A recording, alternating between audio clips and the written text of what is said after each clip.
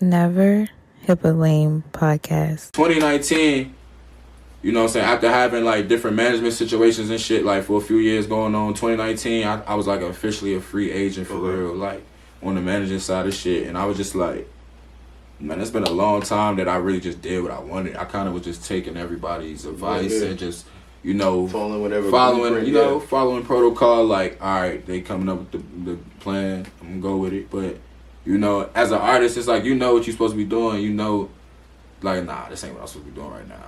So, like, going into, like, right before 2020 hit, boom, I'm just like, I gotta flood these niggas, man. It's been a minute since I really flood these niggas, you know what I'm saying? So, boom, top of the year, I dropped my Just Vibe EP. Before I even dropped the EP, I had dropped White Runts off of the EP, and that shit just went crazy. You know what I mean? The video was getting a lot of love.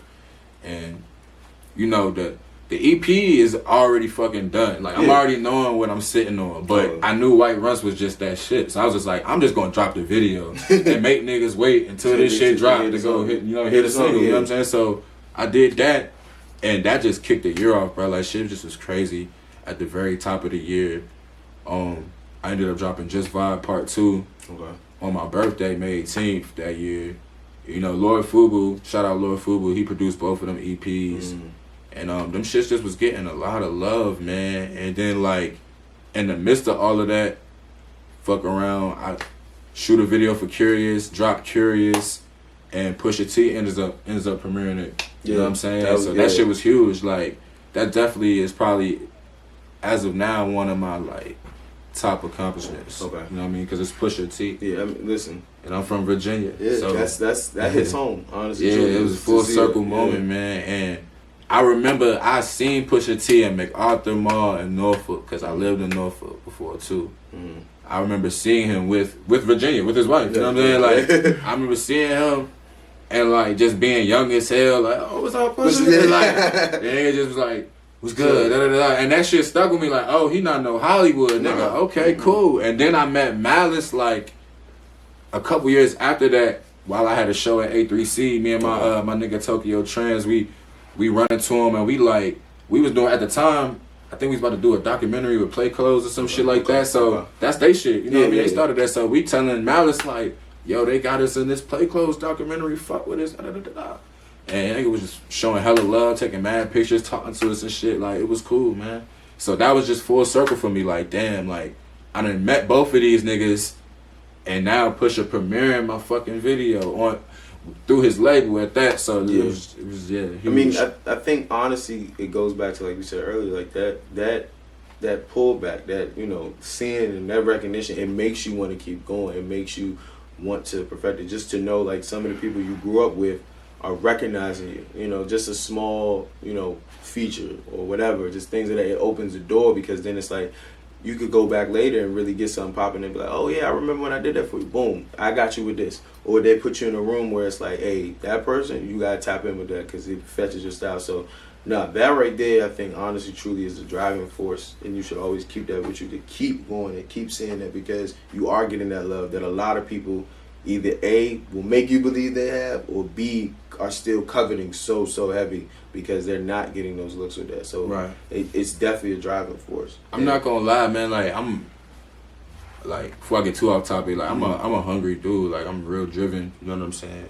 That's just something like my folks installed in me. So it was a point in time, man. I used to be doing shit, but I don't really feel like I was really grateful with that shit. Yeah. Like, I was doing shit that, like, now I'm able to sit in this seat and be like, damn, nigga, you already made history in a sense. But, you know what I'm saying? Just me always striving and wanting more for myself.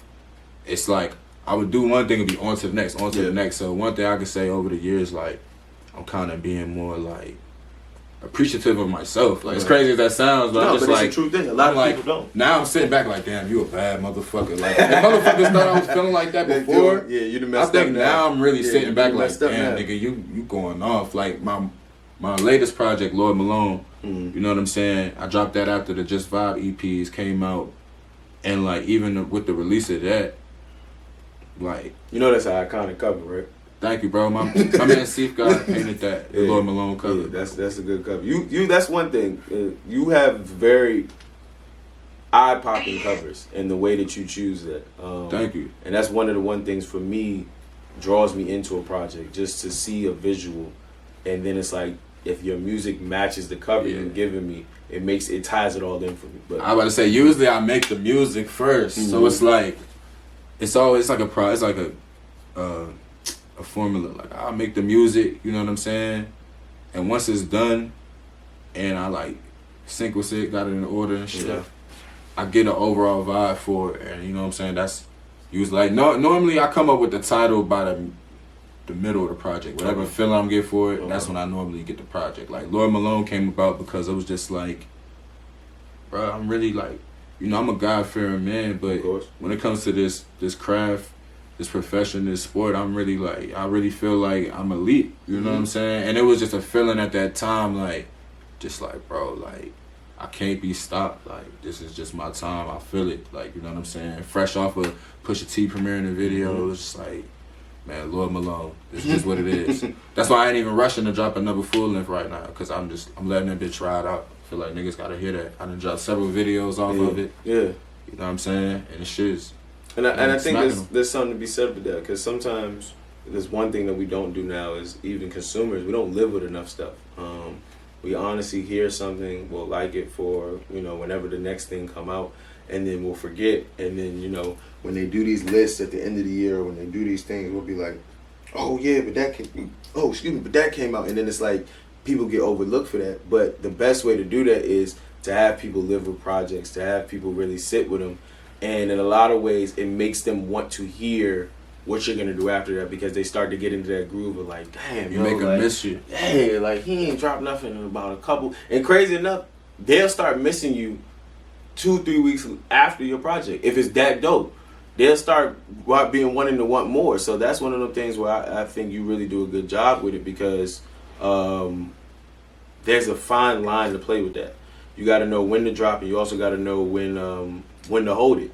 And the fact that you now have seen that, okay, I'm hitting y'all over the head with a lot of this stuff, but now I need y'all to start recognizing what I'm doing and start living with these projects, I think is going to be able to put you in that other sphere, because now you want to start playing the Miss Me game. Now this the first year I even started considering playing the Miss Me game, bro. You got like, I've dropped music every year. There hasn't been a year that you haven't got a mixtape from Bucky Malone since 2000 and shit, nigga, I want to say 8. Bro, like, I want people to understand what he just said. He said there has not been a year since 2008 that you have not gotten music from this man. Some of y'all favorite artists don't even do that to y'all. And I would confidently say, since 2008 to 2021, I've given motherfuckers a hit since 2011 every year. If not one, more than one every year. It's not too many niggas that can say that shit. I was thinking about getting a little video, putting that shit together. You should. That's not. You remember this? You remember this? You remember this? You remember this? Yeah, that's over 10 years. You should. Because niggas definitely be forgetting, like, bro, I was finding out about other industry rappers because I was getting on blogs and niggas was comparing me to them. Like, I found out about A$AP Rocky because I made, like, and this is like, I'm not saying this was the biggest blog ever who said this shit. Like, I'm just saying, like, it just be random shit that I would catch. And I just remember I had a single called Sprinkles. That was like my first music video. Okay. That shit made it to the top DMV songs, top 30 DMV songs of like 2010, 2011 or some shit. Bro, I was over Wale, That Way, featuring Jeremiah. Nigga, that was my shit. That Maybach album, that was my shit, nigga. Listen. I'm like, nigga, I don't even deserve to be about this shit. Who put me over Wale? Never Hip a Lame podcast.